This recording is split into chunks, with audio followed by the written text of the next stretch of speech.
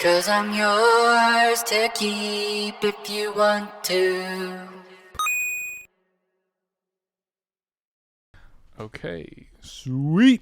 Thank you for coming to do this. Thanks for having me. Super last minute. Let's do it. Yeah, no, that was great. That honestly worked out perfect because I don't know if Friday's gonna work. So I was like, excellent. If we could do this for sure today, like, great. It's done. Yeah. Yeah, I love it. We'll just jump right into it. What's your full name? Jorey Alexa Worb. Are you named after anybody? I am named after my grandfather. Yeah. Yeah. And I guess I'd like don't need to ask how that came about. We'll get back to that. Where are you from? Toronto.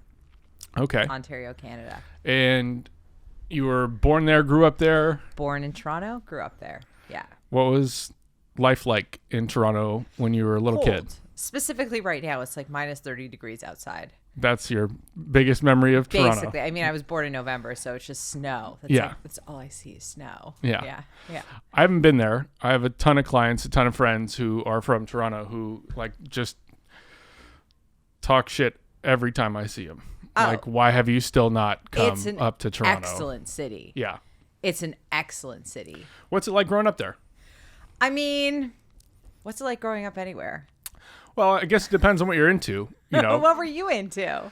I mean, well, for me, I grew up in Park City, so we probably had similar weather, but I had mountains, and so like Yeah. I had access to do shit when it was cold. Yeah, I had a hill. That's Yeah. what we did. You Yeah. can hike up and you can snowboard down. Yeah. No, I for me it was like I played golf when I was little. I Yeah. got into golf. I played Okay. basketball, rode Very my bike cool. a lot. I was big into mountain biking.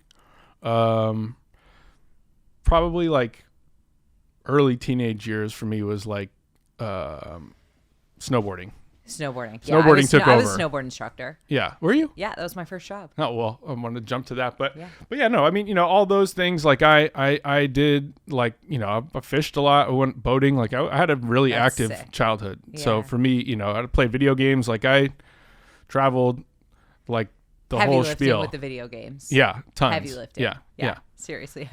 But no, I mean, what was like, you know, were you inside? Were you reading a lot? Were you watching TV? Were you going out? Were you traveling? I was like perpetual, let's go to vocal lessons. Let's go to acting coaches. No way. Yeah, 100%. I was like a performer.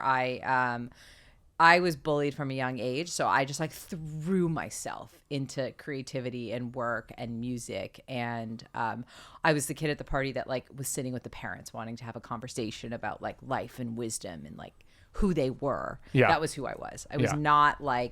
I was not the girl that had like a crush on a guy and like thought about it 24 hours a day. I was like very focused. Different than I am now. Yeah. Interestingly. Kind of like more of a child now. Yeah. Did you travel when you were younger? I did. Yeah? Traveled a lot. Well, my parents are from Winnipeg. Okay. My parents met in preschool and they're still together. No way. Yeah. Okay. That's Very amazing. cool. Yeah. Very cool. Very insane.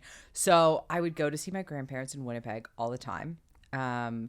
And I traveled a lot growing up. My parents kind of raised me like experience teaches. So like we would go see the world so that I could learn something about myself. And I felt like traveling for me was the thing that probably made me understand the world more and understand myself more and also know more about like skills and life and business and than any school ever did. Traveling was it for me. 100%. Yeah. I How about couldn't you? agree Yeah. more. Oh yeah. Traveled a ton. I mean, whether it was like Yeah. road trips, we had a place in Mexico we'd go Oh, cool. every year for the first like 4 or 5 years, we would go to a different place in Mexico every year. Yeah, and cool. I don't really have any memory of that. Yeah, too drunk, too young. Yeah, just just getting wasted. blasted. Just Yeah. 7 years Are we old. swearing I or not was on just Oh You yeah, there? no, of Yeah. course, yeah, you can do whatever you want. But yeah, we traveled to Mexico a lot, Yeah. and then eventually my parents, through my like childhood best friend Charlie, found this place Akamal, which is Charlie's like such a cute childhood best friend name. Nick and Charlie. It's adorable. Okay, let's keep going. and like they found this place called Akamal, Akumal, and it's like a half an hour outside of Playa del Carmen, half an hour outside of, like in between Playa del Carmen and Tulum. Oh, sick. So- So you were like way ahead of the curve. You were drunk and ahead of the curve. Yeah, For you. it's my parents. Yeah, your Yeah. parents were rad. Yeah. Yeah. And so we were going down there when you would fly to Cancun, you would drive. There was only a 2-lane road that would go from And Cancun. the cartel would be blocking the left lane. And Yeah. you have to go around them on the right. You got to just make sure you fly in cartel hours. Basically, cartel hours. No, but we would go. You drive down to Playa del Carmen, and then it was a dirt road. Yeah. And literally, you would drive like a dirt road for 45 minutes to get to Akumal, and then like another hour to get to Tulum. Sick. And it was just like this small town, like village. What do you learn about yourself? Like when you think back to that moment when you were like on that road and you were so young and also you were so drunk. Yeah, I don't You really. know you weren't, but like, what did you learn? Like, was it your first time ever realizing like roads aren't paved by God? Like humans have to pave roads?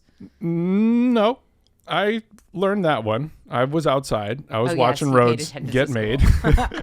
Unlike me. I don't know what they were doing in Canada, but Absolutely nothing. That's what they do in Canada. no, I was an observer of poverty from an early age. Okay. So for me, it was like, wow, I can't believe this person lives in like a shack like that. Were your parents active in homeless organizations? How No. did you first? No, just from traveling and just literally always kind of having my head up and just looking around. And Were you someone that always looked around? yeah, still am. You know, I have a family friend who passed away, but his motto was like, don't forget to look up. And it's like, because you go to places like the Sistine Chapel and like the art's on the roof, you know, people may go through that kind of experience not actually looking up and like literally miss the whole reason.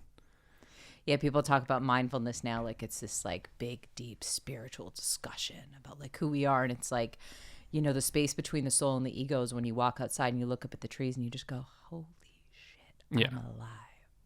And you look over at that person on the street and you go, that person's crying. And you look over there and you're like, that person has a really fucking sick outfit on, or whatever you're going to say. Like it's all in the observation of life that we get to experience it and learn from it. But that slowing down seems like you had from an early age. Yeah. I mean, for me, I feel like I was like born an old soul, you know, I'm the same way. Like you said, like parties, family events, whatever, like I'd be like, I'm going to hang with like the adults and like try to have a conversation. And, you know, I don't know, like it's definitely my fault for not investing more in like learning how to dance at an early age. And I honestly feel like that is like such a critical confidence building thing for like parties and events. And like even now, you know, like I avoid the dance floor. Like you avoid the dance floor. I do. I like to socialize. Like if I go to like a wedding, especially, you know, it's like I'd rather be like sitting at a table, just meeting whoever and having a conversation. And like I'm just like, you go have fun on the dance floor. You know, like it just never like connected with me like that. Like I understand because conversation and humanity connects us more than anything. I mean, dance does connect us and stuff, but everybody is connected in so many different ways. Yeah. And I think knowing our way into life, I feel the same. I feel like for me, the more that I can talk about truth, the more that I can reveal truth and talk about who we are, what we are from a like an actual level, more that I can crack open, the more comfortable I am. If you put me in a room of people and say, have a drink and have a conversation, I'm like a frigid little animal. I hate it. I don't like missing life because life is all in the truth. I am learning to socialize like that more. Yeah. You know, and it's kind of like with this too. This is like a bit of like conversation training when I'm like just able to sit down with somebody I don't know that well personally and just be like, all right, cool. Like, let's just dig in. Let's just talk. And I find that super fascinating. I've just always been fascinated by people. So, you know, it's now like becoming something I want to develop the skill for. And I notice like listening back where it'll be like, all right, you have to like listen, let somebody talk. Don't talk over that person. Like there's just so many things that you start to realize when you watch yourself have a conversation after the fact, to learn about having conversations for like this type of format. And I also just pay attention more and regular conversations I'm having that are nothing to do with the podcast, but make sure I'm having that same courtesy of like not interrupting somebody, not over talking somebody. Like those are things I watch that. And when they happen to me, I get really frustrated. Dude, I always interrupt people. Yeah. I always interrupt people. But the thing that my dad always said, and my dad's a kind of like smart businessman, and he's so kind. I mean, like in the 90s, like something like over a large percentage of his business was all women. Okay. He was always empowering women, and he's so kind and smart. He was always like, I'd be going to an interview or something, and I'd be like, what do I do? He'd be like, just listen, ask people about them. Because when we get to sit in silence and realize that silence is actually comfortable, and listening to people is actually comfortable, and there's nothing to fear, we become closer as humans. And I think my experience with friends and people and just moving through life is that the more that I can sit in the silence, the more I actually feel comfortable revealing, because I recognize that like we're all just in an exchange. We're all just sharing, right? Like that's what all this is about, is we're all learning, we're all sharing, we're all just getting smarter and hopefully younger and drunker. Yeah. Hopefully. I want to circle back on we can start with your parents, but what was your family unit? Did you siblings, mom, dad? Yeah. So me, I was the oldest. My sister's 14 months younger than me. My brother is 7 years younger than me. Okay. Yeah. Cool. And you guys all close? Parents. Yeah. I mean, my siblings are, I think, way cooler and smarter than I'll ever be. Wow. Yeah. My brother is like ridiculously smart. My sister's the like hardest worker in the world. And I was like the artsy kid that was just different.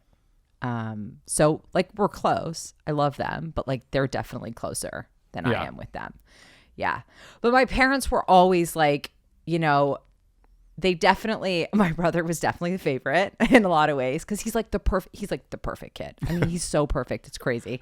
It's ridiculous. And my sister's so smart and so hardworking, and she's just like artistic and creative, but like can still do the business thing that like I just have no chutzpah for. So they raised us all. The cool thing is to like be who we were. Like when I told my parents I was going to music school, it was like, of course you're going to music school.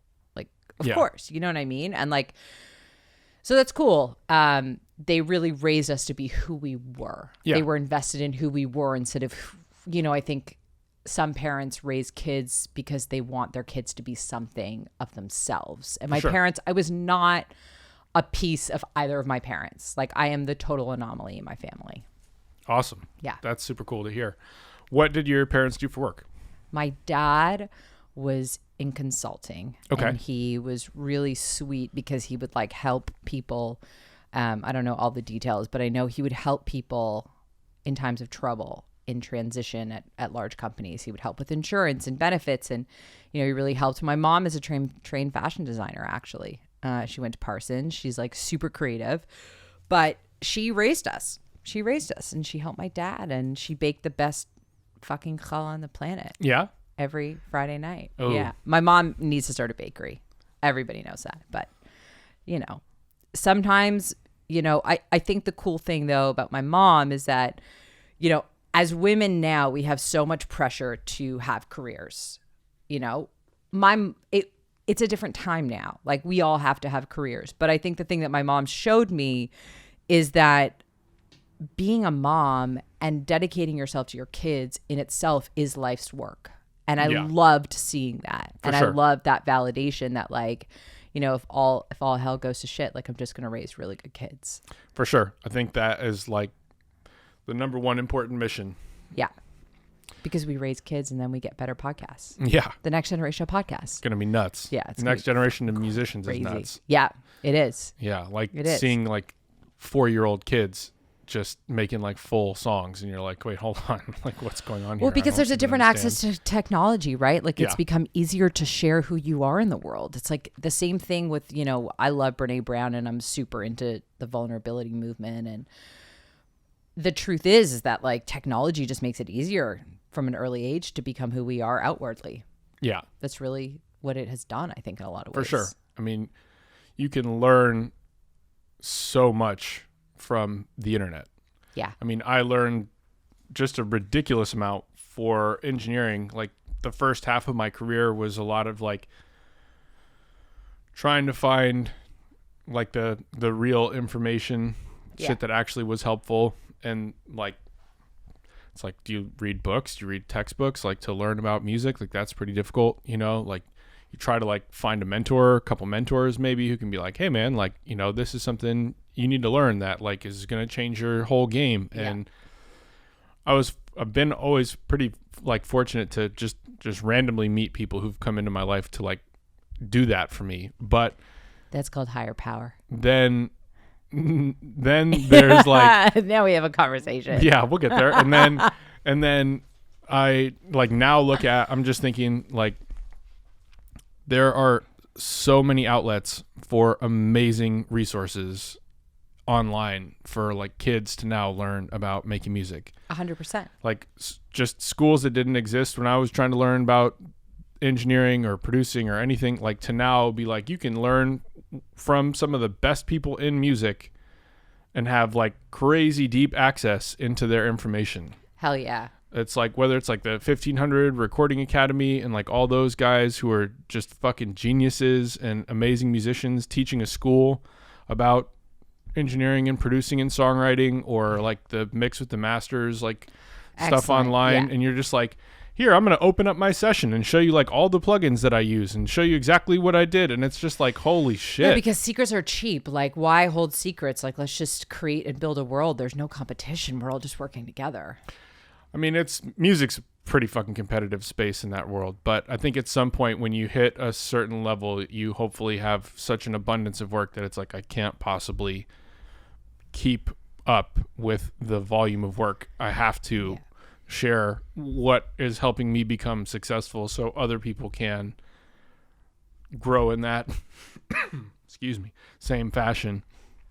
And it's just amazing what you can learn from the internet.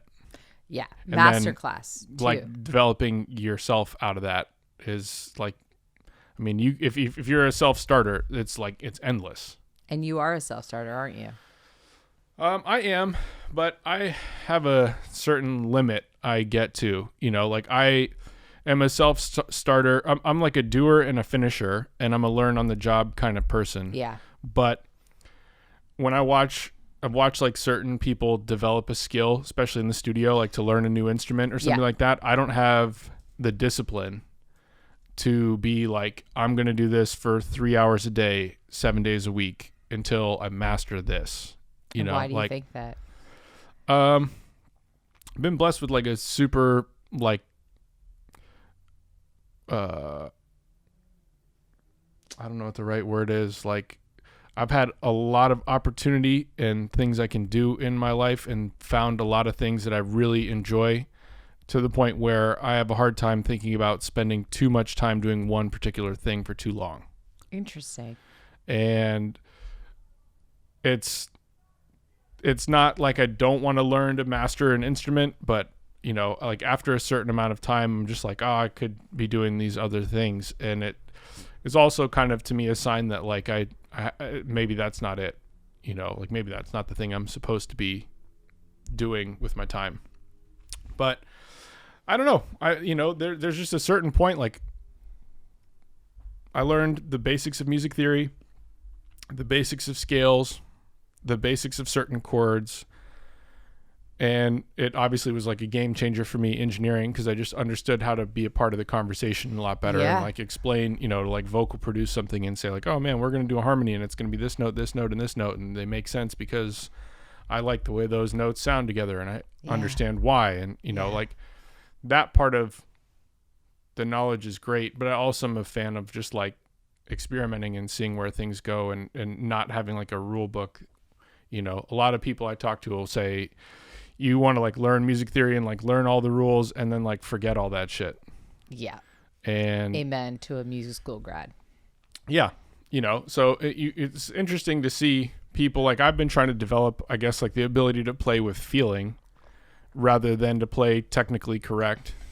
And I feel like that's the difference, and the main thing a lot of people complain about with people who are super technical is like, it's super technical, but it doesn't actually have feeling, you know? And then it's like, it's less special, less unique, because it's like everybody can learn this skill and do this in a mechanical way. Yeah. But how do you then impart like your own feeling into this that makes it a unique thing that people can't replicate? Well, I think, you know, it comes back to just how can you be who you are in the world? How can you show up in conversation? How can you show up at the piano? How can you show up as an engineer? I mean, like, how can you just show up, right? Like, I think for me, you know, I went to Berkeley as a singer. And I thought I was so technically weak in so many ways, and I was 250 pounds, and I was like, no one's buying music from a fat girl. So I just shoved the whole singing thing down the drain. I was like, I am not going to make it. This is not going to happen. I'm going to become a manager. And then now that I've, you know, walked that cycle and realized that like I'm a creative and that's what I want to do, you know, I've come through that. And now for me, like I've done the technical shit. And like now it's like, I don't think about the chords I'm playing. Like I don't think about how I'm singing a note. Like I don't think about any of that. I'm just like, how can I put all of me into this so that somebody who feels this way can be understood? And I think that's the power of showing up as yourself in the world, is that when we connect, we can build like a stronger generation, right? So like, you know, putting yourself into music is everything, because music's nothing without you, and music's nothing without vulnerability, honestly. Like I'm an Alanis fan. I'm a Janis Joplin fan. I'm an Adele fan. Like that's who I am. And I think like the more vulnerable we can be and the more honest we can be, the stronger the music industry is going to be as a whole. I was having a conversation yesterday with somebody about like, you know, ageism in the music business, for example. Like, you could do it at any age.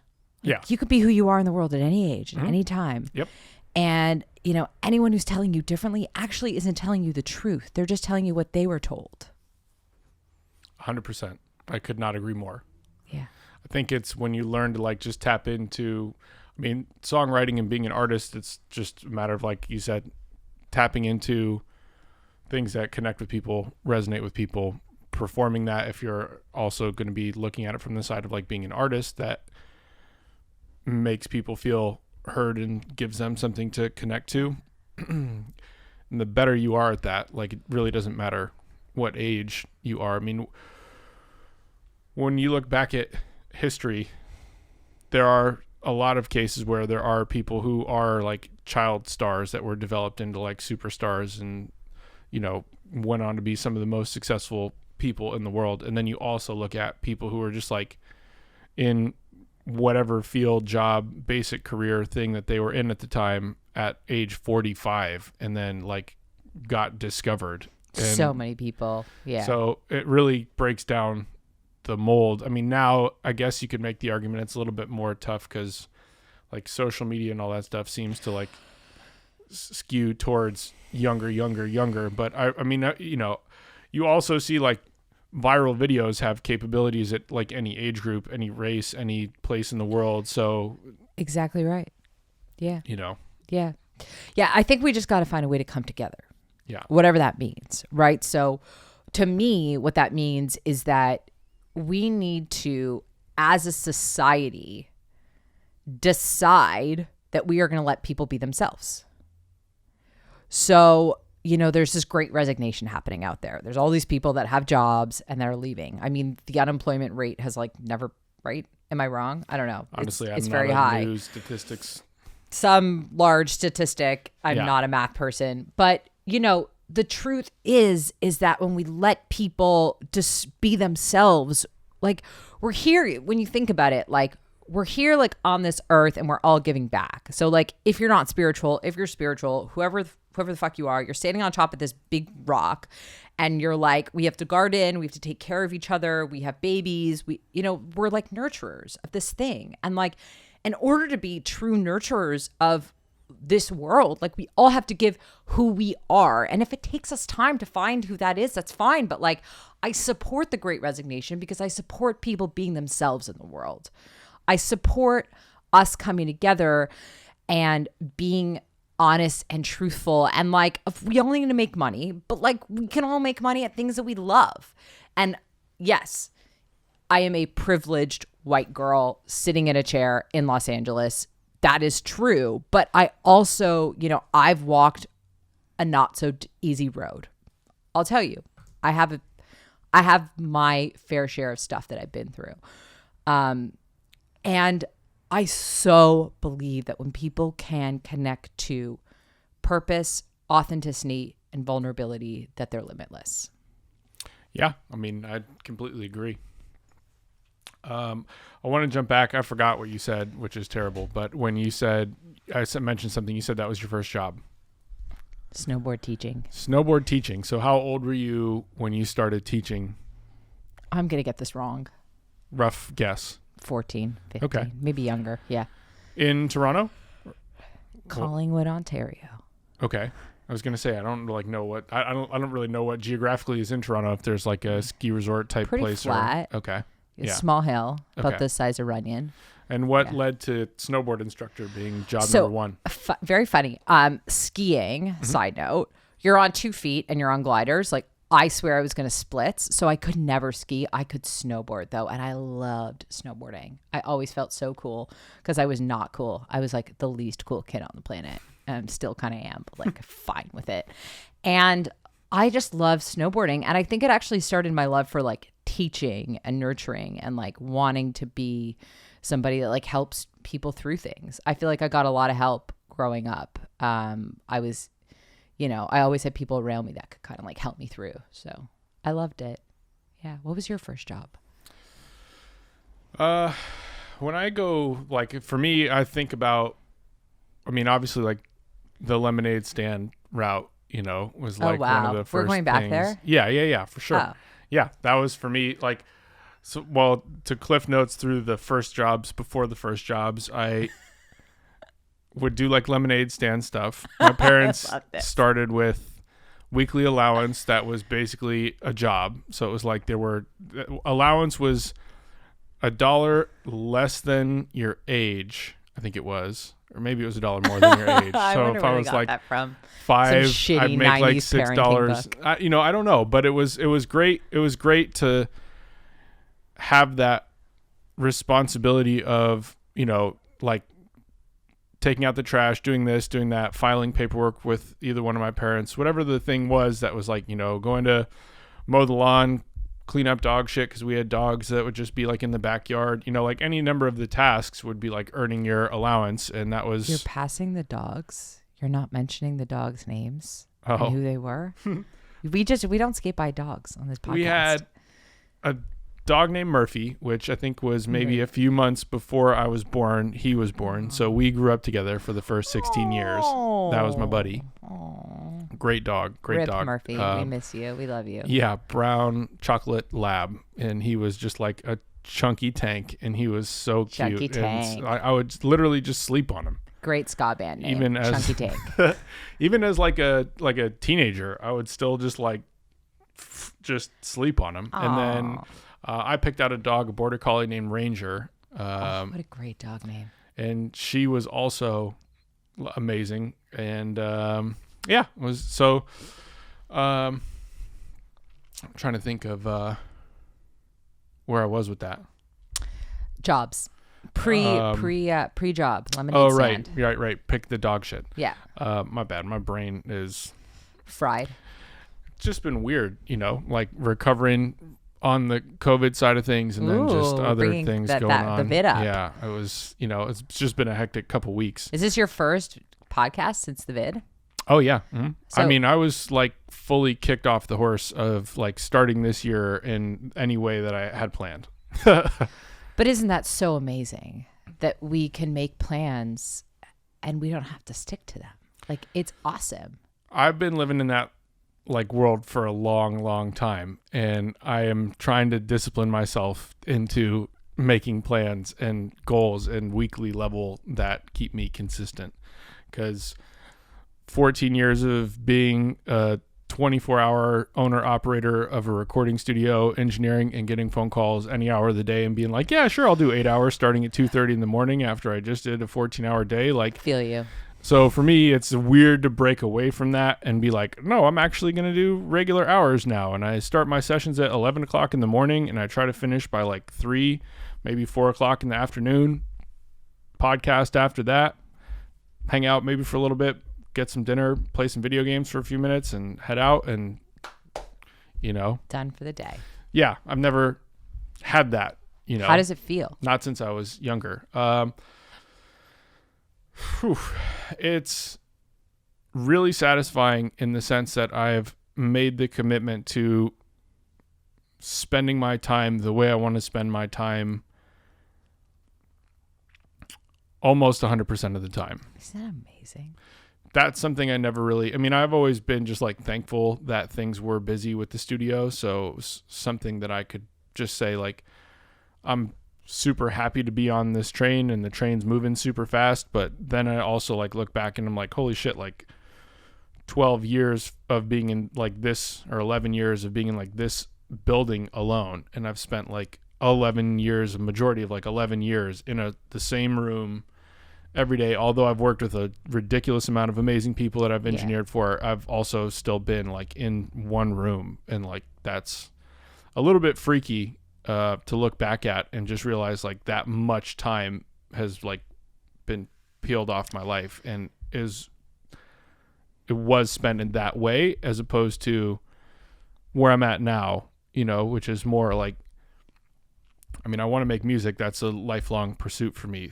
It's just a matter of like having some form of grip on my schedule and not letting that just like full dominate my life. Yeah, it's so interesting that you say I spent my life in one room for this many years because as a kid, you were a seer. Yeah. Right? Mm-hmm. I still did travel, but it took a big backseat. Yeah. But it's just interesting the way you said it because I feel like, we all have a thirst for something more in life. We all have a thirst to want to see and want to do and want to live. And like, sometimes we get so stuck in work that we lose our purpose. Yeah. It's tough. It's tough for me because I've always loved my work so much and I don't feel like I work, and like by word of mouth, I've just been able to connect with so many incredible people that like, I honestly, like most people, I just had no idea it wasn't like intentional. So it'd be like, holy shit, this phenomenal person just showed up today. And it's like, not something I had any intention for. And it's been like that pretty consistently for a long time, which is like sick. Makes showing up and doing the work easy and like addictive in a way, because it's just like so much fun. But then I just realized, like, damn, like I love scuba diving. I love snowboarding. Like there's things I love scuba diving too, by the way. Can we discuss this? Oh man. I'm almost a master dive instructor. Like I cried over not being able to scuba dive somewhere once recently. Feel you. I should probably not have said that. I could understand it though, especially like if it's like a destination thing and you really wanted to. Where was it? It's the best. In the Caribbean. Okay. But I will say that diving gives you a perspective on life that nothing else does. Maybe skydiving. Like that's the other thing that will give you a similar perspective, in my opinion. You don't agree? I love a non-agreeance. It'll give you an amazing perspective in a different way, but being in the ocean as a single-handed, it's really, yeah. Like if you connect with it, like if you get past the point of like being scared and like, you're thinking like you're going to get eaten by a shark or you think you're going to like run out of oxygen or have some kind of problem, panic underwater. Like I've been diving since I was 9. Oh, wow. Yeah. Oh, way cooler. Also because Mexico, and like down there, they really didn't have like regulations at the time. So for us, it was like bubbler course and you like just go hop in a pool and you're like learning about like setting up a tank and setting up the equipment and, getting comfortable, like going down, using the equipment. And You know, when we're you're going just- diving now. Oh, I would love to. I've been wanting to go diving here for a long time. Apparently, yeah. Catalina has really cool Yeah. diving, like Yeah. kelp beds and seals. Yeah, I went through a really bad breakup, and I was in the middle of getting Adele just released a song, by the way, which always happens around a breakup. I don't know if that happened to anybody else, and I'm married now, but I was going through a really bad breakup, and I was in the middle of my diving, and I did the one in Catalina. Cool. I was in the middle of my thing. Yeah, so it's cool. I think that we sit on top of the world. We're standing on this rock, and then when you go underwater, you're like realizing that like there is a whole ecosystem and a whole world that exists, and you just get to know yourself in a different way. And I feel a similar way on safari, but there's nothing like being in anything that really puts you in real nature. Yeah, 100%. Real nature. Yeah. Not like From dog, a car, LA from a dog. thing. Yeah, Mhm. nature. Like real nature. And I don't feel like, that fear thing that you get when you go down, you're like, there's going to be a shark and I'm going to die on this dive, and it's going to be okay because I'm diving and it's a good way to go out. Yeah. You know what I mean? 100%. That feeling. But then when you're swimming through and you're seeing and you're like, wow, it's a space between the ego and the soul where you're like, holy shit, I am so lucky to be here. Yeah. That's nail on the head. Full stop. Yeah. And that's like, it's crazy when you have that much gratitude. Mm-hmm. And if only like we could look up and see, like when you looked up and when you were younger and you saw the homeless people on the street, you know what I mean? And like, holy shit, like I'm so lucky to be here. Like, look at this beauty that's around me and look at how much I can give back and look at all the different things in this world. And like, when you kind of see life that way, like the way that a scuba diver sees their dive, right?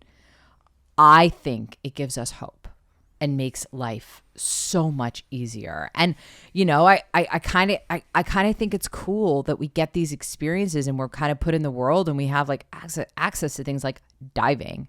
It completely shifts your perspective. Yeah. In a way that's like you have to feel it to actually really understand. Yeah, as a hopeful optimist, I've been changing my position a bit. I'm more nervous. I feel like the people who are mindful are outnumbered, and it's in the world. Yeah, it's not looking good in my eyes. I used to feel different about it, and I'm definitely still hopeful, but Is he having romantic problems?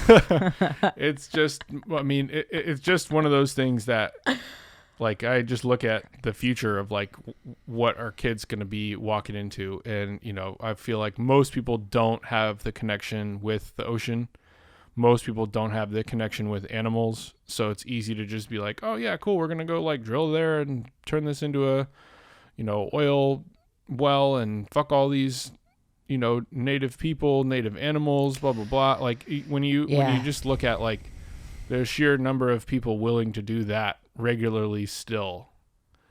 And like, I it's funny you mentioned like gardening and giving back, and it's, even as a mindful person, something I feel like I have totally fucked off doing for a majority of my life. Like I only recently, from the girl I'm dating, got like a little planter box as a birthday gift last year and started growing like radish and arugula and, now like spinach, and realized like how hard that shit is to do, like to grow something from seed. Yeah. And like B, how long it takes, and C, how little you get out of your effort.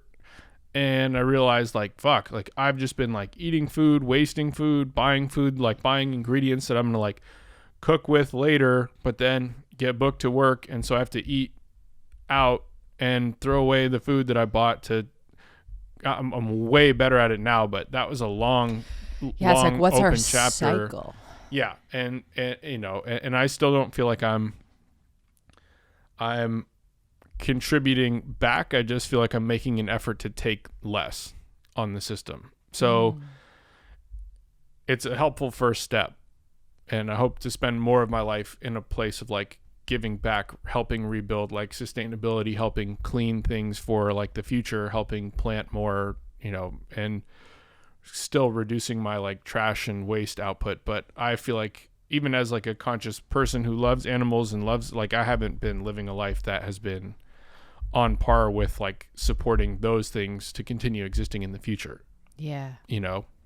And so that's something I've been working on with like my diet, minimizing like fish and red meat and chicken and, like certain foods that I used to just be like, oh, cool. Yeah, I'll eat chicken every day. I don't give it, like I'll eat this every day. I won't even think about it. And it's just like, man, that's like just not a sustainable way to do this. It's not a sustainable way to live in the world. But at the same time, what we have to do is realize our contribution totally and entirely. So, the power of positive thought and the power of positive message is something that also needs to be discussed. So you talk about growing a seed. Well, you grew a business from scratch that's called True Studios. You're interested in telling the truth and being a vulnerable, conscious person in the world. So the cool thing about life is that we actually can't control anyone else. Yeah. Our only responsibility is ourselves. As much as I want to make sure that, my mom does this, my dad does that, there is nothing I can actually do other than contribute what I can contribute to the world. Yeah. And I think that so many people lose in the narrative the power of what they give to the world is not only about what the ideas of what's good to give, like putting positive thought out there, putting love, putting vulnerability out there, coming up and saying, I haven't had great conversations in my life and now I'm interested in having a good conversation. You can change somebody's life. Yeah. With that, I drive electric now and I don't, I don't eat meat and I do all that stuff and I try and give back to the world and I'm conscious of it.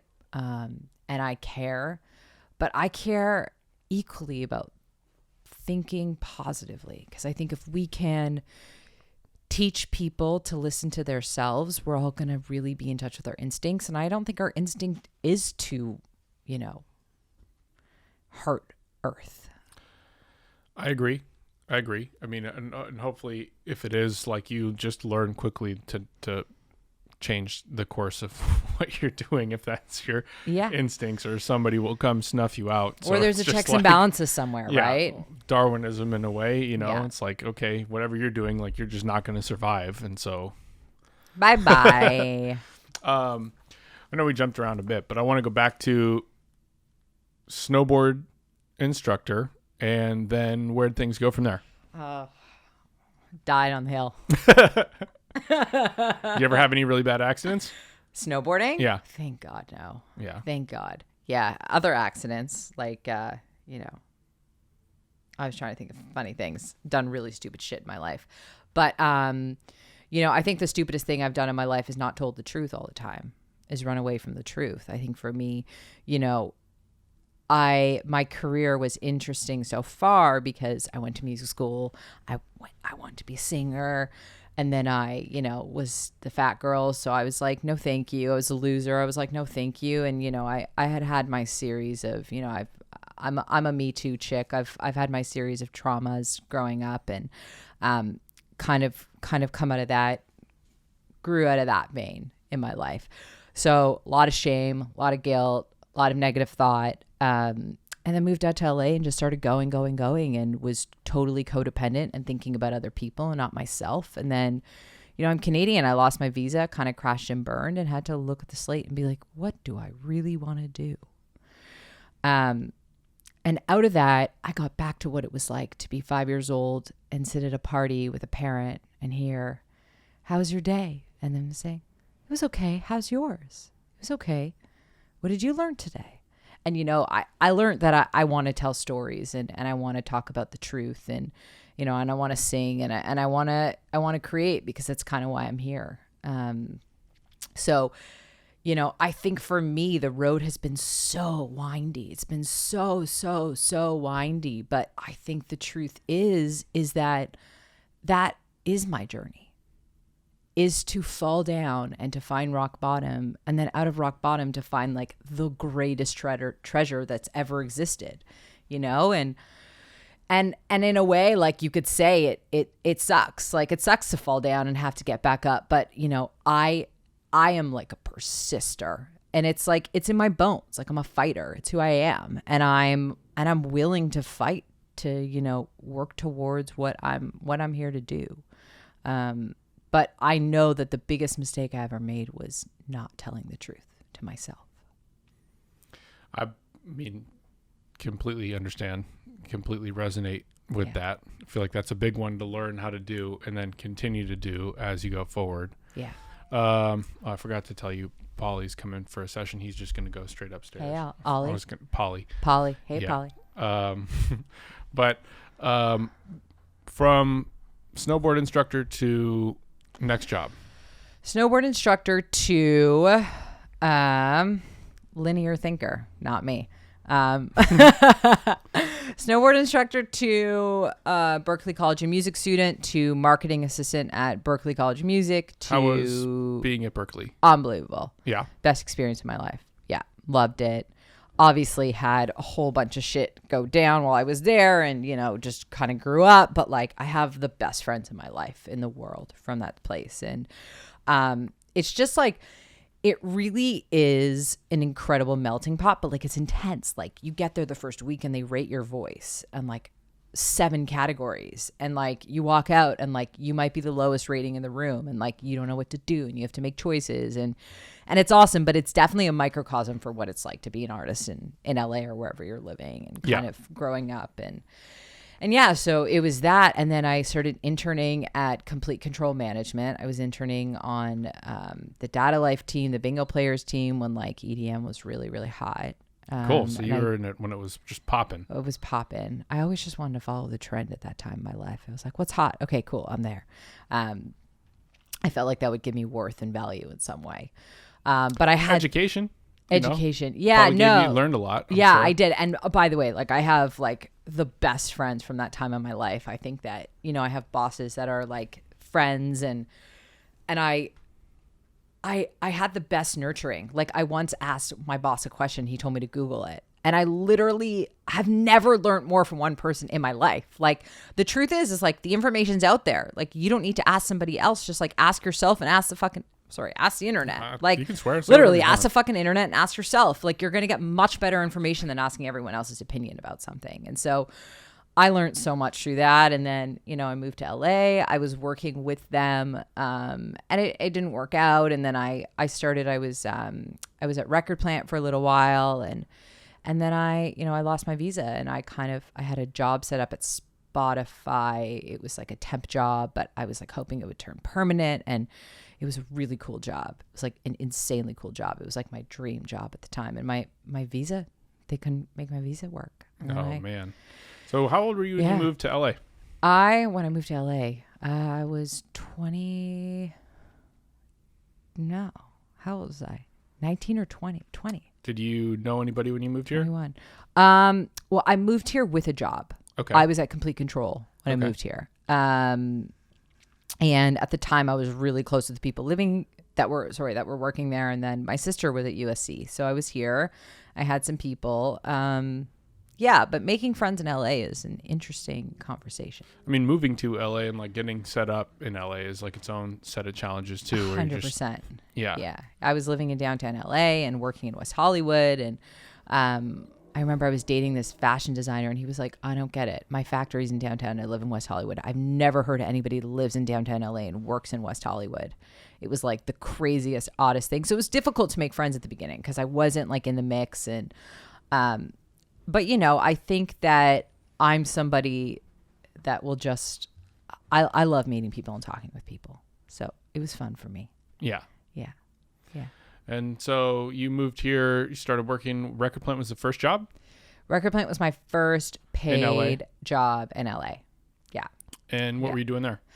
I was, my title was management consultant. I was like, I was assisting the guy who's been running the studio for years. I did invoicing at the beginning, and I helped out with sessions, and I helped out with the artists and the runners and the schedules. And then, my boss would go out of town for a couple weeks at a time, and I would get the booking phone and I would start running the bookings. And then, it kind of turned into, in a way, I was really client interfacing and helping build the story. And that place is legendary, and the people that work there have so much integrity. It's such an amazing place, and there's such an energy. Like, if only those walls could talk, they would say they would tell you so much about life, honestly, because the music that's made there is like, I mean, the Bieber record that was made there was like the most honest record that I feel like has been made in pop music. Like, You Should Go and Love Yourself as a title for a song. Like, please give it to me. Like,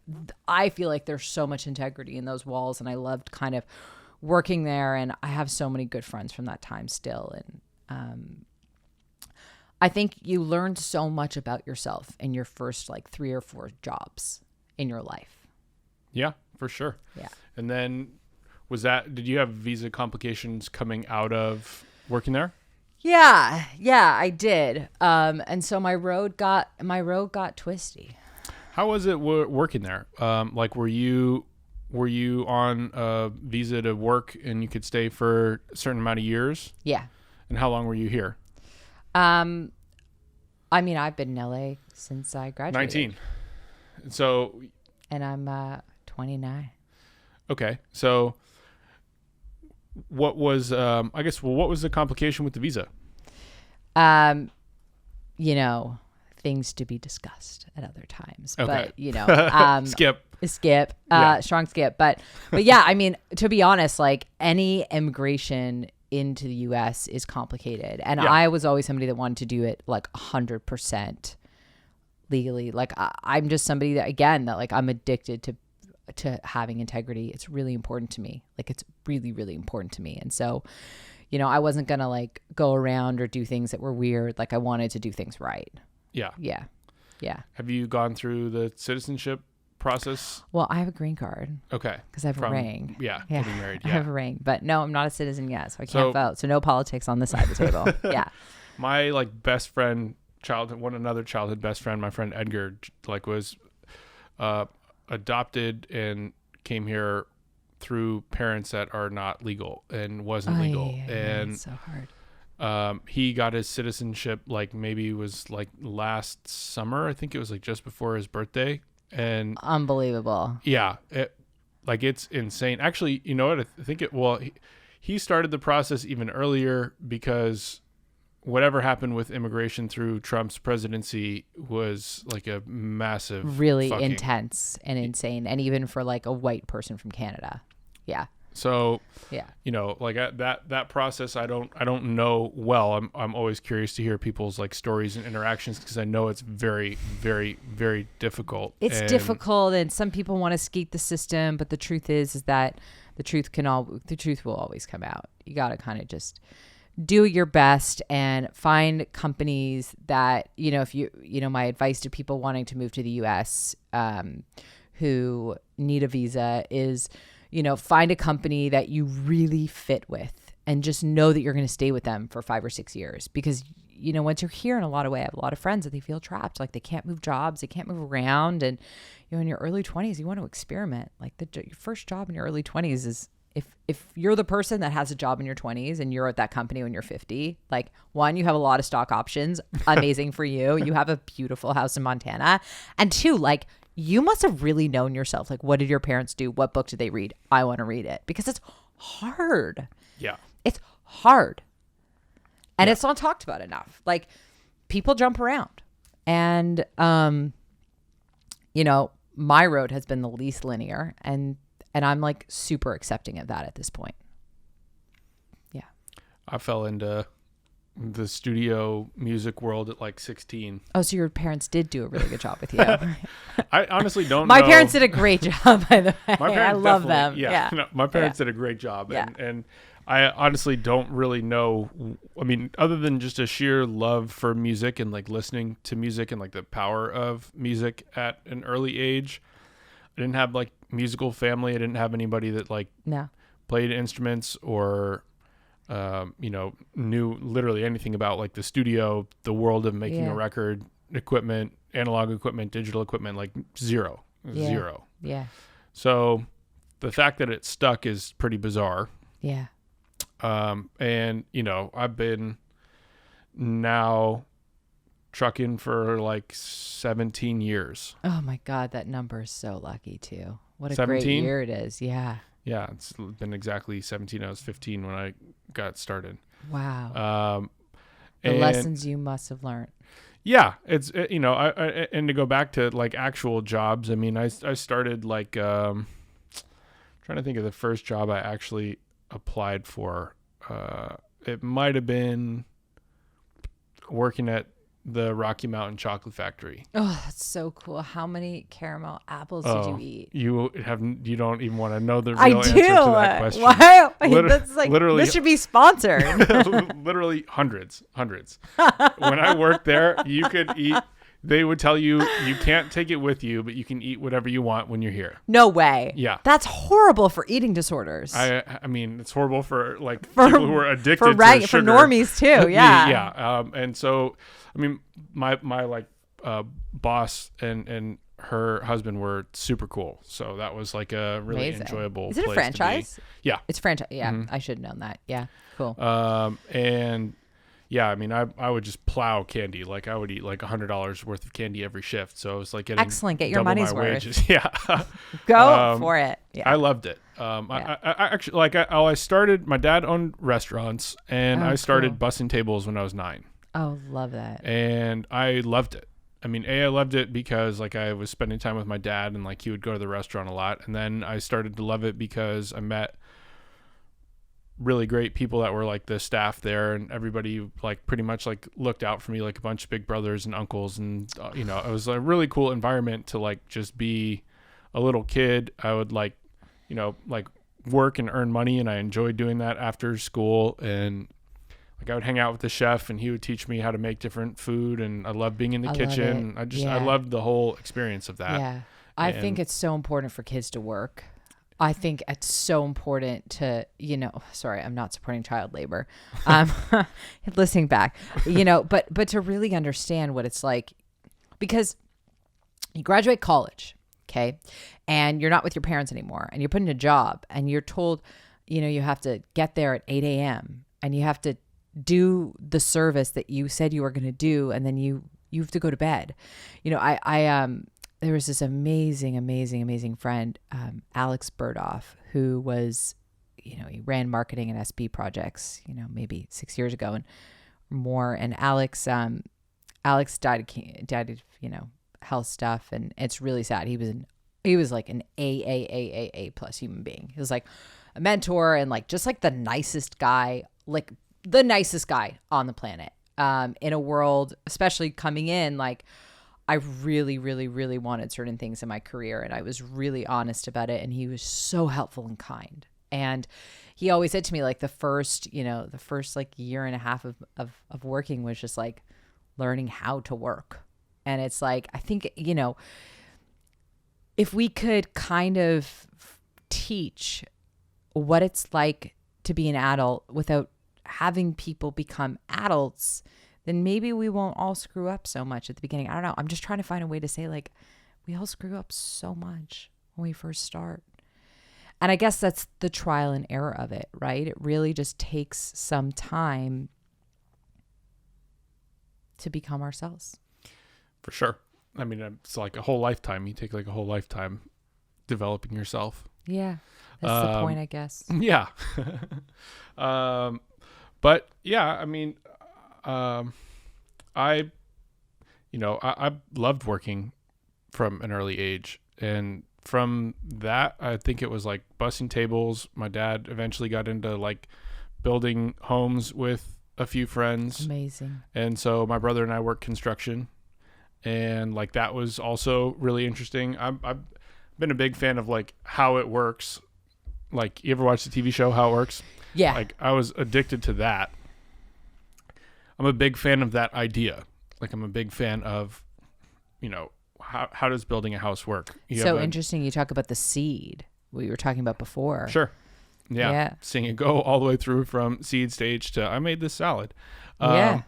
But building a house, you know, like people either own or rent and live in a house. We all live in them. So it's like pretty important to understand, how is this built? What does this do? You know, why, like if you have a problem, what are the sources of the problem? And it's very cool to see like a raw lot get like dug out, developed, build a foundation, understand like the process of seeing a house from literally just like dirt to compacting the foundation, getting tests, getting like cement, getting framing up, getting each layer of the construction process to building a house is super fascinating. Yeah, and it's to the me. same thing to building ourselves. Yeah, for sure. I mean, that's a really complicated one to learn. You know, Almost. it's that. I mean, that's something as a person who's interested in like life hacking. It's like biohacking. It's like very complicated to learn what works for me versus what works for you. Well, because it doesn't work. You know, I've lost over 100 pounds and everybody always says to me, what's your secret? How'd you do it? And I'm like, well, I listened to my intuition. And they're like, what's your secret? How'd you do it? And I'm like, well, you really want to know? This is what I did.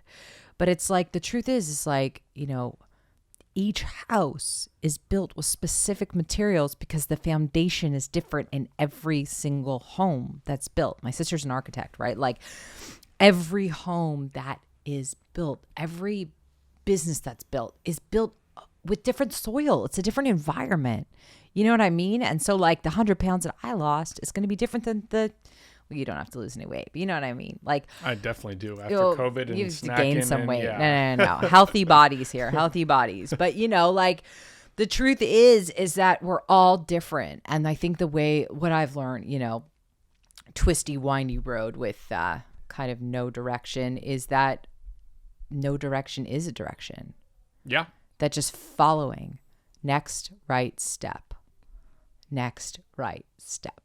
Like that's how they build homes, right? It's like, okay, we're going to put up the walls, but then like so many things change. You can have a plan, but you always need to be okay to look at your plan and say, you know what, this one isn't for me anymore.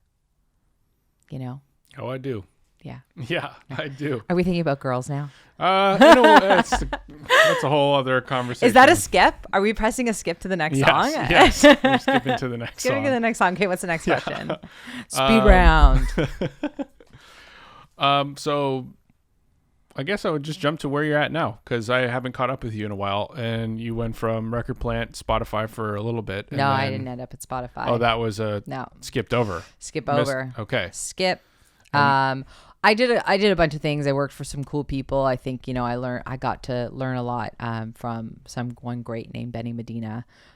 He just taught me a lot about business and how to operate in it, and he was awesome. And I did an intuitive training, so I am technically a trained intuitive and medium and Reiki healer. So I have like this side of me, and it's just a hobby, but it's like I love it, and it's like I love just tapping in and realizing that like there's just so much that is unsaid that we know, like that we don't ever need to, you know, we don't need to know everything because there's so much inside of us that we don't think that we are ever going to need, but you were given certain instincts for certain things in your life. And so I just, you know, I spent a lot of time working on myself, and then, you know, my husband wrote on a show, The Magicians, on Sci-Fi, and you know, him and I met in group therapy. We have a kind of cool meet cute story, and so we you know, he wrote a pilot and shot a short, and then I kind of jumped on and we sold a show called Group to Warner Brothers. So epic. Yeah, so that's in development there, which is really cool. And there are a couple other TV and film projects. There's a really cool story about a Sudanese immigrant.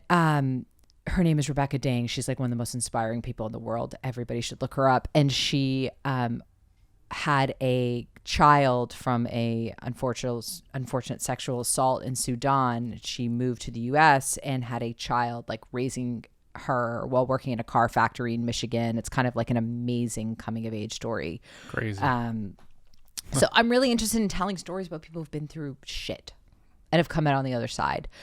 So for me, I am committed to talking about, as I keep saying, the truth, mental health, just honesty. And that comes out. I mean, I'm writing a lot of music. I'm deeply now connected to music and kind of the things that I want to say. And, you know, my road does not need to be one that I know, but I am building things. And I think having goals is important, but not needing to know what your next step is, right? Like 5 steps from now, like not needing to know like, oh, I want to be Oprah, or, oh, everyone's like, what, who do you want to be? And it's like, well, I want to be me. Yeah. You know, Mm-hmm. you know? So, yeah, it's cool. I've kind of shifted from business side to creative side. Yeah. What's that been like? Yeah. I mean, for me, it's been awesome. I've gotten rid of a ton of autoimmune disease and lost a ton of weight, and I'm 1,000% happier in my life, but it's definitely, it's a great place to start. But you know, it's definitely a journey. It's definitely a journey. And I don't, you know, like, I'm so interested in having conversations and learning more about other people, because I think the truth is that I learn more from creatives every day. You know, I was out for coffee with somebody yesterday, and I was talking to her about her songwriting process and what happens. And it's like, I just kind of learned that, like, I can tell my story. You know, I have a story to tell, and I can tell it, and I deserve to tell it. And, you know, and if it doesn't work out, there's something else on the other side. That's the thing that I know for sure. What's like, where are you at with the artist career? Have you been releasing music? No. So still writing, developing. Is there a goal in mind of like making an album? Is it a specific story? What's the... Yeah, there's definitely a specific story. There's definitely a goal in mind of making an album. There's also like there's a couple other things that I have in mind. But for me, it's making sure, like, I write 3 songs every single day. Great. Ideas, at least, like sure. Every single day. There's not a day that will go without it. No matter if I'm at a keyboard, I'm on a plane. Actually, on a plane under a blanket is one of my favorite ways to record voice notes. Have you ever heard that before? It's like unbelievable. I've never heard so that creative before. in there. I love it. But yeah, so like I'm one step at a time. That's the kind of life I'm living right now. That's great. Yeah. Especially after the few years we've gone through. How was your experience of living through COVID? Well, the cool thing is we sold our show at the beginning of like we were negotiating like right as COVID hit. Okay. Early 2020. Yeah, early 2020. So like our life was like suddenly like, wow, like we can do what we want with our lives. And then like we're all stuck inside.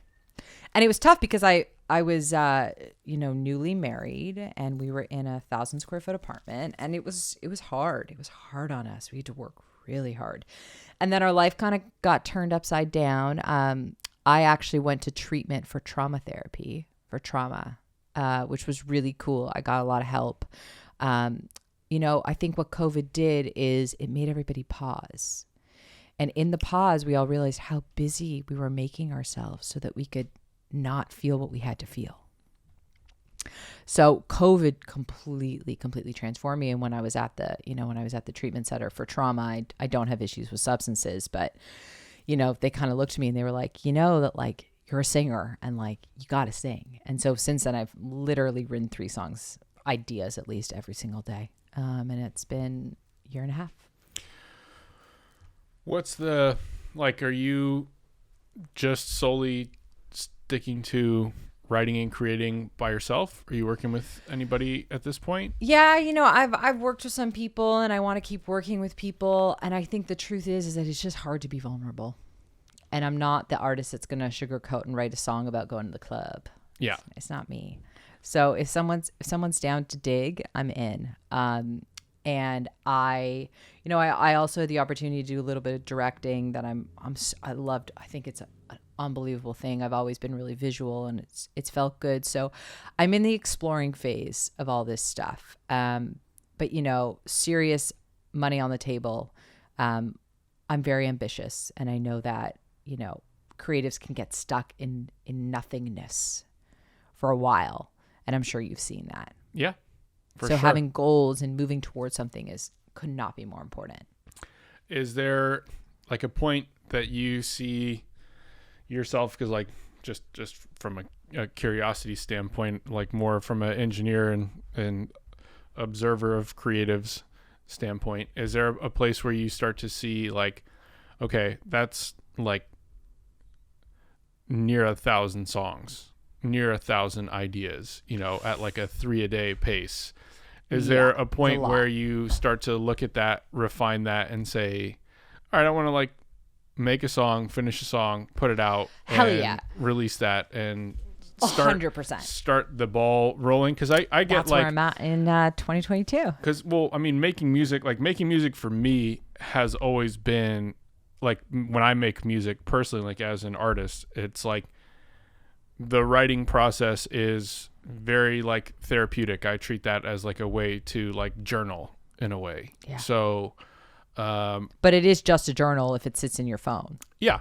And I failed, but my goal, I think it was the top of 2020, was to just write, record, and release something every month. One song, whenever. Ooh. And I made it like 3 months, and then just fell into like distractions and chaos and things that just took me away from that. Yeah. And, like that has been like a calling again for me to like get back to that, because there's just been a lot of things to talk about and put into some form of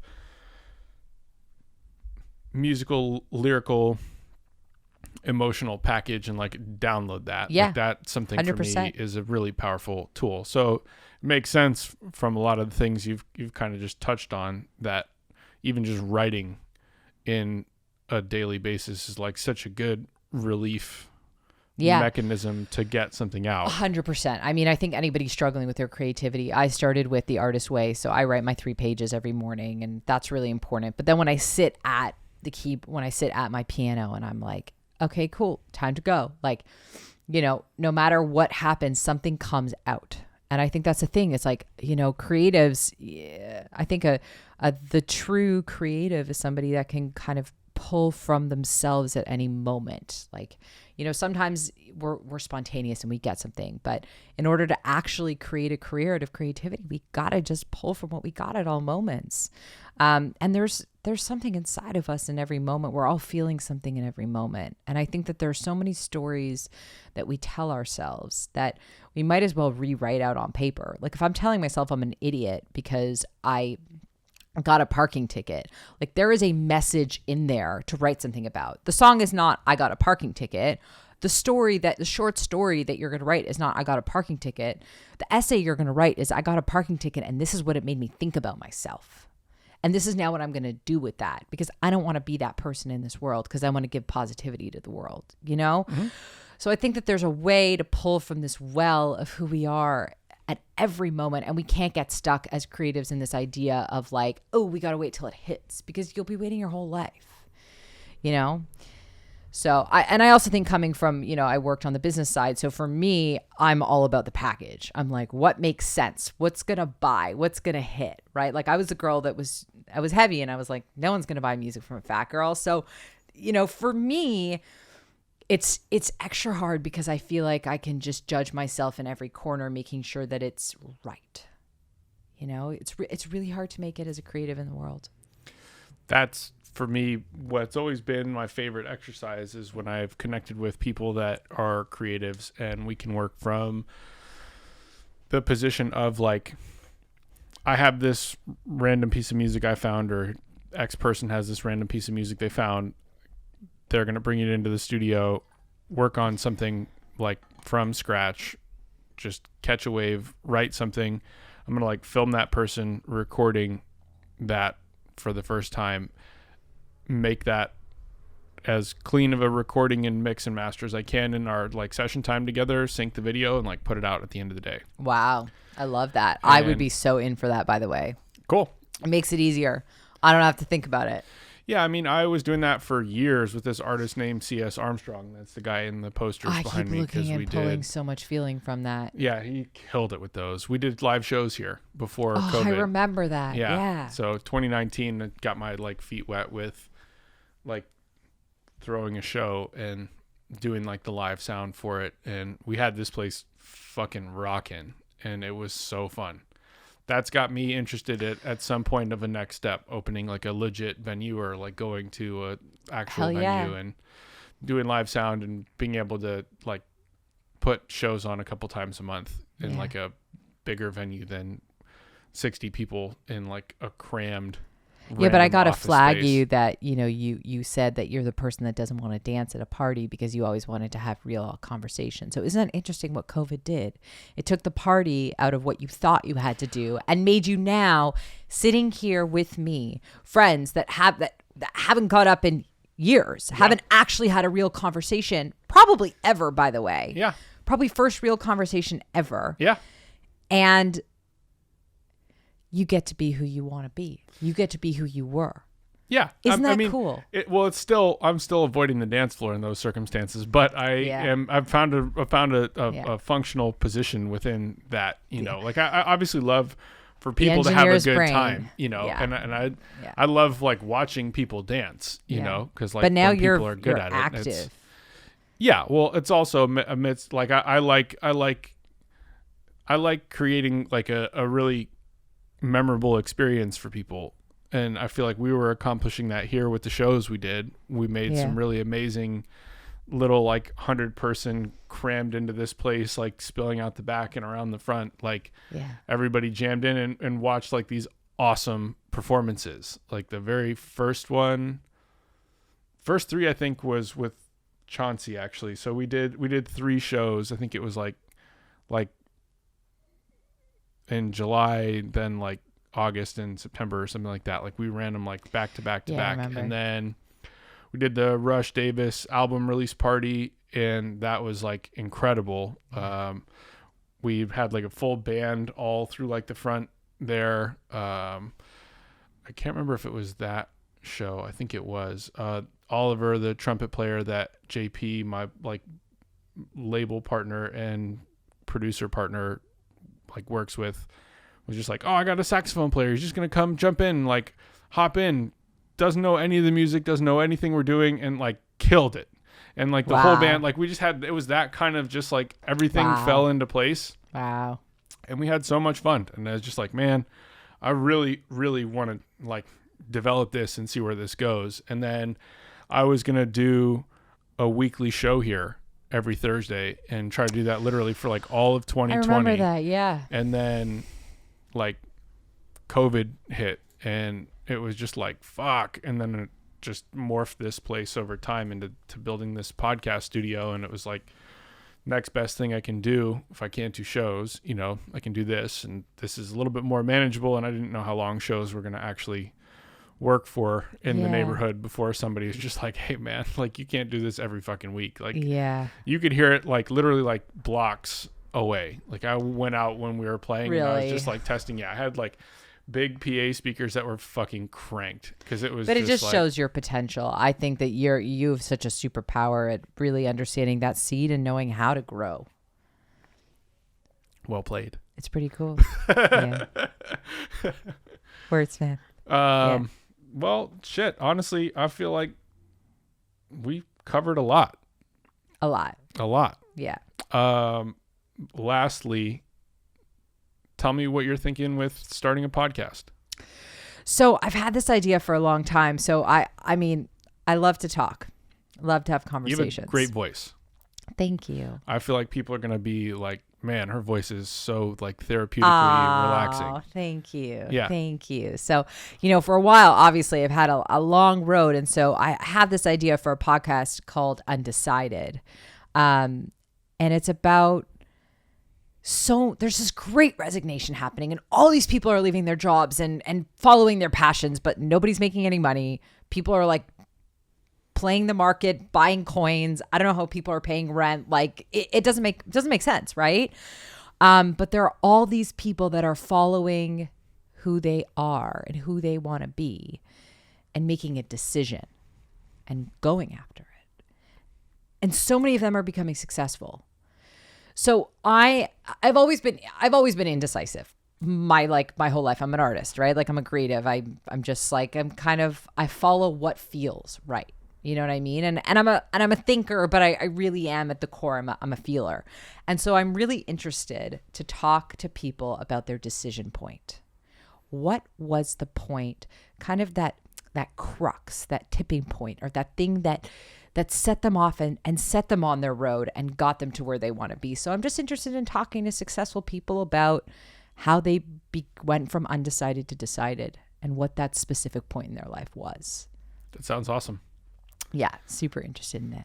So that's in. So actually, how about let's just start development with it. What happened to True Studios? Let's end there. Oh, that's not an ending. Okay, that's a beginning. Yeah, that's like a 7-hour conversation. Okay. I mean, Next. that's like when you're Skip. ready, we can make a Netflix series out of that. Okay, let's do I'm it. happy to tell I'm you. in. That's something I actually have wanted to do for a really long time. There's a lot of just interesting history to what's led to everything being where it is currently.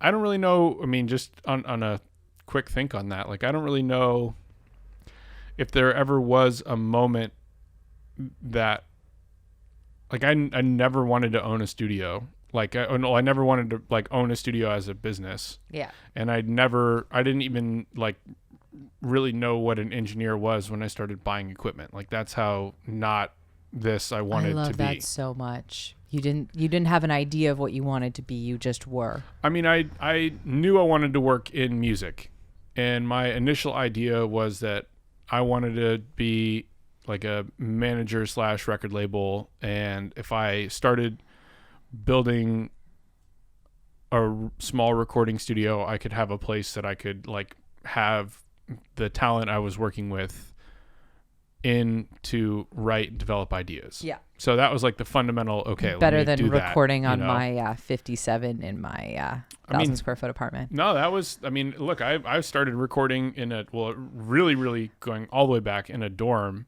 in Switzerland. I was in Switzerland for a year as a boarding school.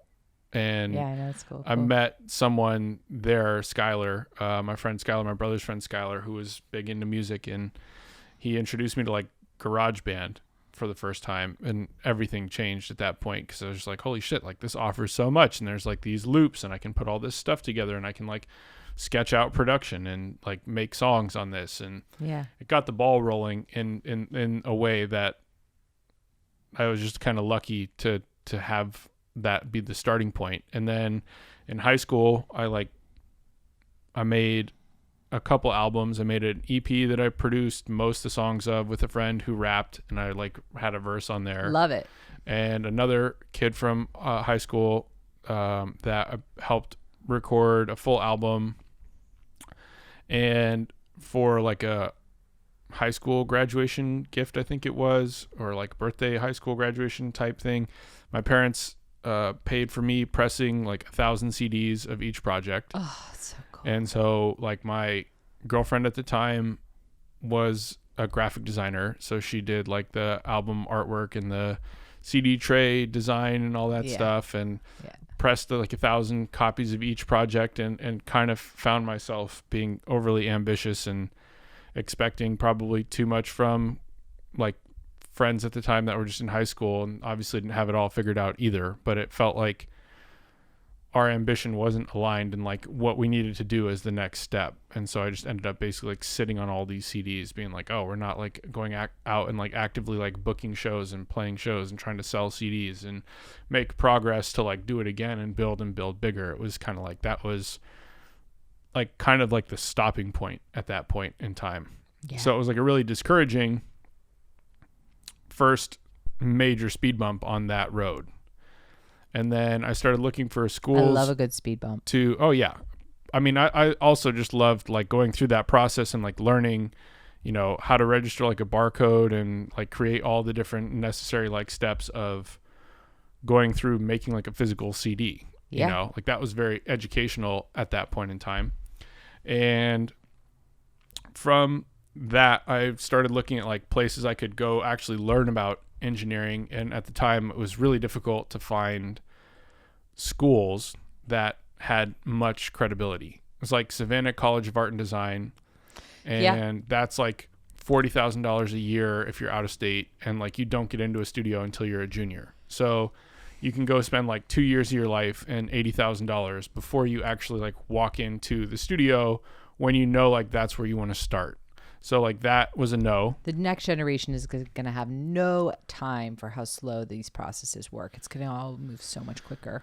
It already is. I mean, it's to some degree also like what we were talking about at the beginning, like the resources you have available online. Like there was nothing like that. Yeah, the best advice I ever got was Google it. Yeah. And so, you know, I went through the process of trying to find places, and my girlfriend at the time dreamed about moving to San Francisco, and I found like a music program there that was like an offshoot of the San Francisco State University. It was basically like somebody who would be like the equivalent of like you or I just like becoming teachers and like just showing a bunch of stuff on YouTube to our class. Yeah. Like my schooling was not schooling. So that was also disappointing. I lived in San Francisco for like 9 months when I was there. I still had like a little studio set up in my apartment. I like met more people there, tried to release some music, do like that whole thing when I was there, and then ultimately like moved down here because a family friend told me that he could like employ me and have me be like a DJ, like an event, like a corporate event, private event, bar mitzvah, like DJ. I love a good bar mitzvah DJ. What was your name? Did you have a title? No. So I moved down here after talking to him and basically like being told I could make like $1,500 a night as like a 17-year-old, maybe 18-year-old at the time. I was like, holy shit. Like, are you serious? And so I moved down here and he was like, oh, you're not like 21. I can't use you. And he introduced me. Drop the phone. No more friends. He introduced me to just a friend of his who did strictly bar mitzvahs. And like at that point, even better. Yeah. And then it was like less money, but still quite a lot for like a night's work. And I went on like a few like training dates with him to go to different bar mitzvahs and like see how that whole thing was done so that I could eventually do it myself. And I was like, this is not for me. I'm not like the guy who's like running the dance floor for like the kids and doing, you know, like the little contests and all that shit. Like it just wasn't for me. It wasn't what I was expecting. The guy who will not go on the dance floor. So I was like, okay, cool. I now moved to LA and I have no fucking clue. And I am a bar mitzvah DJ. Yeah. Yeah. I'm already retired bar mitzvah DJ. This is an excellent story. And I literally lived 3 apartments up the street when I first moved here. My mom found my apartment on like a newspaper ad and I moved there. And so cute. Eventually I was looking again for like education. I found SAE, like School of Audio Engineers, and attended that, which was basically like my experience in San Francisco, like a pretty broken educational, like, you know, 9-month program with a lot of kind of like, not to knock anybody, but like kind of like failed people who didn't make it in the industry, moved over to teaching about the industry, but didn't actually have really like much experience in the industry to impart on us. Got it. And I got lucky because Glenn, my like first like business partner, co-founder of the studio, of the like the initial baby that was born in my apartment over there, was our class like it's like, I don't want to say TA, but he was basically like a step above that. Like he was a supervisor for different, like our class and the other class that was there at the same time. And I would have people over to play poker in my apartment, just to like socialize, meet people. And Glenn came in and we just built a really good friendship. He had been working with some groups in LA, engineering for them, like at the school. And then they were basically getting the boot for working there because they're like, it's too many people, it's too rowdy, you know, like you're really not supposed to have this many people here. And then I was just like, well, I got this little setup. Welcome to the studio world, by the way. Yeah. And I was like, well, I got this little setup in my apartment. If, you know, any of the guys you're working with feel comfortable like coming in to see if we can make that work. And then literally it just snowballed from that point, and like it was a never looking back situation. And then like 12 years or 10 years went by, and then all of a sudden I started to be like, holy shit, like a lot of time's gone by. Like I need to maybe like take a step back and you know, figure this out. But somewhere in the midst of that, you know, that was that initial decision, that point, you know, it's so funny. connecting with Glenn and basically being like, let's make the best like hip hop studio in LA, you know, because we were both big fans of rap. A lot of broken bottles. And a lot of blunts and a lot of like pounds of weed, just a ridiculous amount of pounds maybe of some weed consumed. That's pretty much it. I never really had experiences with people who were big on any like hard drugs. I mean, sometimes like mushrooms or acid or something like that, I guess, so you could say semi hard drugs, but nobody was like, I didn't have like big cocaine like fiends who would just be in the studio, or like the like lean and all that shit. I always just tried to like knock that shit out of people's hands to be like, come on, man, like get the fuck out of here. Good for you. I mean, not literally, but it was one of those things that you just like talk down on, because it's just like, man, I don't want you to fucking go down that road. You know? And you know, that was the real original point and goal of like, let's be the best hip hop studio in LA. And I felt like we accomplished that goal a long time ago. And then it was kind of like, oh, well, now what? You know, and like, there's a lot of things that came into the course of my path along the way that just helped, whether it was people or mentors or random educational things that just helped like level up significantly. And, you know, it's been like a free flowing path for the most part. And now I'm snapping out of that a little bit to approach it with more intention and give that a little bit more of a purpose for me, you know, because I spent all that time doing for other people, and it's been awesome. And there's probably more people that I haven't charged money than I have in the course of my career in terms of engineering for people, and just like being happy to be there and being happy to like be a part of the process and being happy to like help out. Wouldn't change any of that, but if I could, it would have been nice to have a little bit more of a focus on like getting involved in the business the way I am now, which is like more executive producing and saying like, hey, what are we doing here? Like, let's snap this into structure and like, let's complete the goal. You know, like I know how to record, mix, and master a song, so I can handle like the music side in my sleep at this point. That's and great. I know a lot of people who do photo, video, creative, graphic design, blah, blah. So I can help with bringing these people into the picture. And, you know, I know how to work through getting something complete. Did you always know your skill sets? I mean, I learned each one of the music-based skill sets with a ridiculous amount of just time on the job, you know? So cool. The first one, I initially, when I was in high school, thought I knew what I was doing when I was like recording and mixing and sending my stuff out to be mastered. And I had no fucking clue. Everything was just like clipping and fucked. And, you know, I just didn't know. And I thought I knew. And then I eventually like learned that I was going to approach like each skill individually. So I sold almost all my equipment that was general for all three categories and focused, like hyper focused on just buying equipment to record. So I just saw like production's going in the box, like everybody's making stuff on computers. So there isn't really a need to have like all this hardware and drum kits and all this other stuff. People are showing up with like a beat CD or getting emailed, you know, files. So I can just pop that into a session. It's really more important that I focus on like the best quality recording I can create. So what does that mean? I need the best microphone I can afford. I need the best cables I can afford to connect that microphone to the best preamp I can afford. At the time, I thought I also really needed a compressor, so I bought like the best compressor I could afford, the best like audio interface I could afford. All that stuff like is your path into getting the audio into the computer.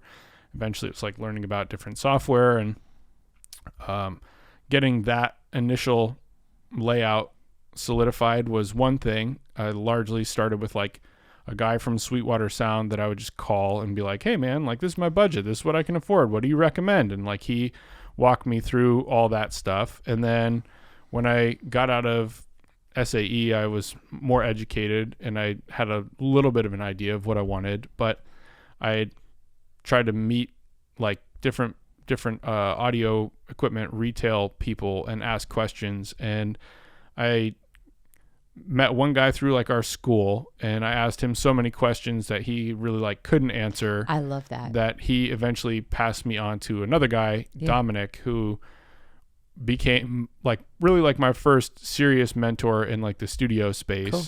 He's like the most educated person, most knowledgeable person I've ever met in the studio world. Like down to like, this equipment is made with these metals because these metals sound a certain way. These transformers, these things, these are different types. Like, he was so extremely technical, and I'm such a bad student that we had like so many hours of frustrating conversations because I couldn't retain the level of detail that. Yeah, but one of your skill sets is discernment.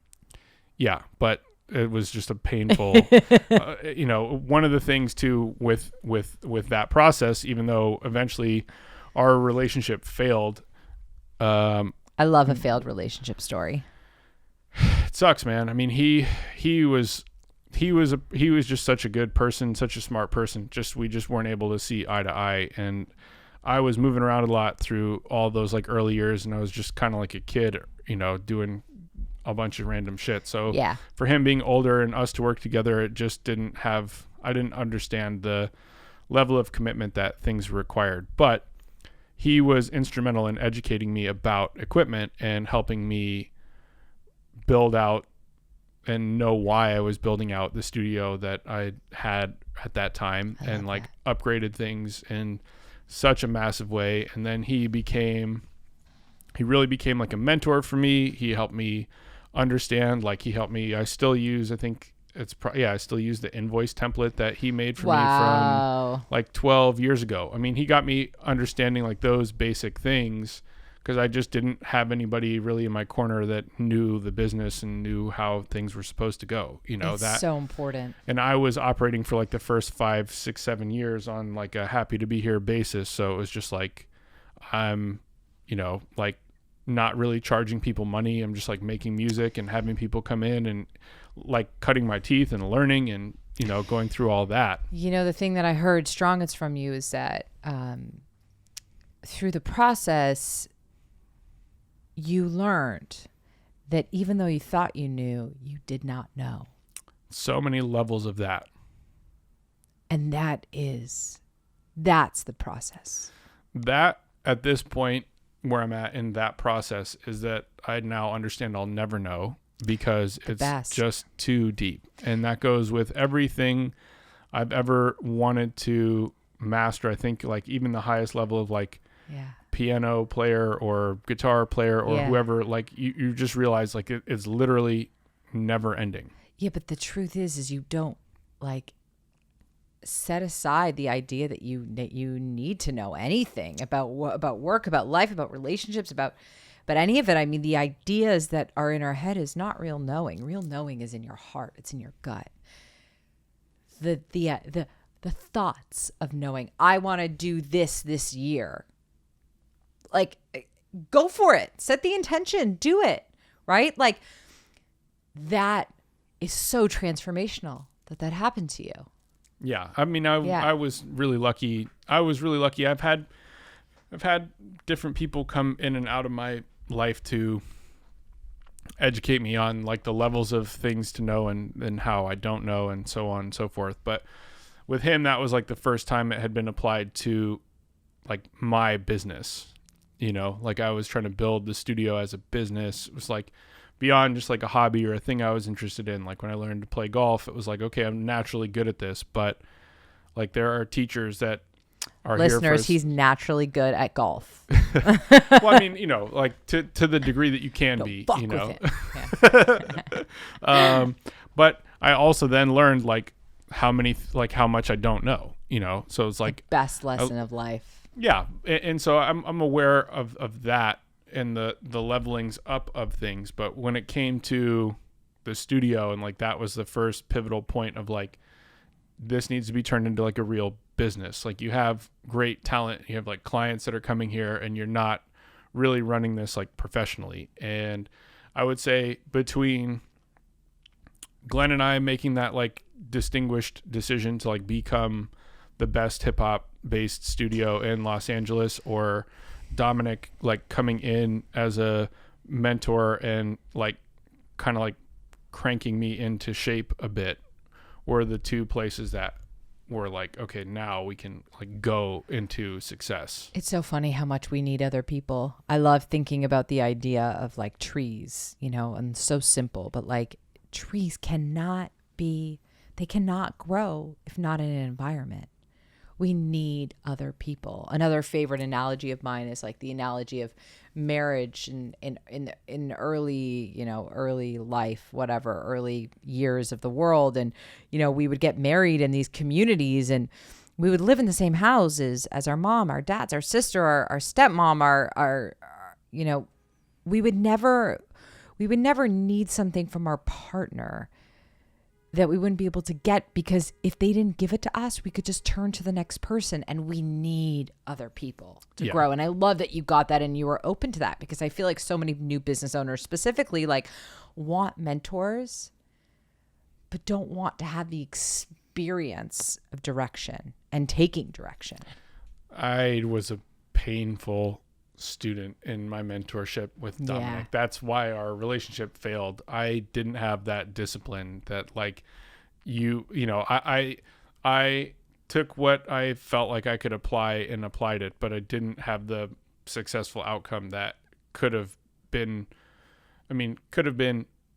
much better. It would have just been very different, you know, and that goes back to kind of what we talked about at the beginning of the decision of going down that path with him and really falling in line and giving up like living life the way I want to live life, or having a more successful business. And I feel like that does seem to be a pretty critical fork in the road. Love that. You have to make the decision, and it's pretty hard to go back or go change directions in that situation after like such a period of time committed in one direction. So what did you learn from that commitment? Well, I've just always been like more of a, I want to live my life than be financially successful kind of a person. Cool. Where did that come from though? I'm sure that came from the stability of like not having to ever really worry about like where I'm going to sleep and what I'm going to eat. Yeah. So it's like that, that like privilege and that access like changes everything, you know. Like I grew up, my parents were well off. Like my dad's an entrepreneur, worked super hard, and I had that as like my like early education and ongoing through life education of seeing what that takes, you know, but then also seeing like the rewards that come from that, and the ability to go travel, and the ability to go to eat at nice restaurants, and the, you know, like access that gave to meeting people in different parts of the world, and like the reason you want to be able to do that, you know, it made life surreally enjoyable. You know, like I had the most epic childhood, and like I love honestly that. Just entire life. Like I've just had the most ridiculously blessed life, you know. And so, and you emanate that. It's just like I've recognized also that was something that existed for me at a super early age. So I always tried to make sure that I didn't take that from like a spoiled, entitled perspective, you know, because that's a tough character flaw to not build when you're like essentially like given everything you need. So how did you build your life around ego, not into ego? I don't know. I think a big part of that is probably my like community. My parents obviously is my foundation for that, being incredible people and being friends with incredible people. Like I always felt like I grew up in like a huge family that was my parents' friends, not actually like my blood family. My blood family, like our cousins and relatives and everybody was much closer growing up. And when my grandma passed away, everything kind of started to unravel. And I'm Secrets not revealed. super close with Yeah. aunts and uncles and cousins, and I have 2 like half sisters, and they both have kids, and not as close as I'd ideally like to be with them. Time just is flying, and I feel like we're getting closer now, which is cool. But it was really like my dad's friends all looked out for me from like a super early age. And I loved being around them, whether it was like going to play golf and I would like caddy for his friends. So I'd just be around them. Eventually like, getting good enough to like actually play with And them beat from them. time to time. And then, like going fishing and same thing, having people come. It's just like getting that, like, my parents before I was born threw big parties and like socialized a lot. And so I grew up in like that network of like friends, and they were all awesome, really interesting people who were just really great. I still love like all of those people to death. Like they are, I have just nothing but great memories for all those people. So I feel like that, and then like the experiences of like traveling, and even like some of those people meeting us in certain places when we were traveling, and just experiencing life. You're just like describing the experience that I want for my kids. Yeah, I mean, if I could replicate my life for my kids in any form of way that my parents set me up, I would be so happy. Yeah. So I've just, I've always been like happy to have a cup. Like everybody's like, oh, is your cup like half full, half empty? And I'm just like, yo, I'm happy I have a cup. I have a cup. Yeah. Like it's not about what's in it. So did you practice gratitude? Not intentionally. Not formally. Yeah. Not like it's not like a thing I sit down. I just like work that into my character, like I would just try to like from the perspective of like, oh, I bust tables, so I know what it's like. I don't want to like make a mess or like be a hassle to somebody in a food service industry. Like I don't want to go to a restaurant and like be a burden to somebody. I would like be helpful with anything, like, like literally anybody. I try to like always look people in the eye, like always be like thankful, be, like respectful, courteous, like all those things are just things like I just think about incorporating in my day-to-day life, so I can carry that with me. And, like those are just big factors I find to be important for people to do. It just affects the way that you think about yourself. Yeah. And like the way I treat other people, and I've always, lived by like treat people how you want to be treated. So for me, that's like everybody's basically family at that point then, Yeah. So I know we jumped around a lot on a way out, but so what's one thing you're grateful for? Having the parents I had, since we've been on the subject, like it's literally the luckiest sperm club. Like I couldn't have had better parents, It's just seriously, like for me, that is obviously like the foundation where it all starts. That's amazing. You and your brother came out pretty good. What about you? I am really grateful to be alive. I think that we often take for granted that we choose life, and that life is a choice. Yeah. And we get to choose it again and again. And yeah. I get to choose today to like be happy and be alive no matter what. That's my choice. Epic. I love it. Great way to end it. Thank you again so much. Thank you for having me. Of course. Yeah.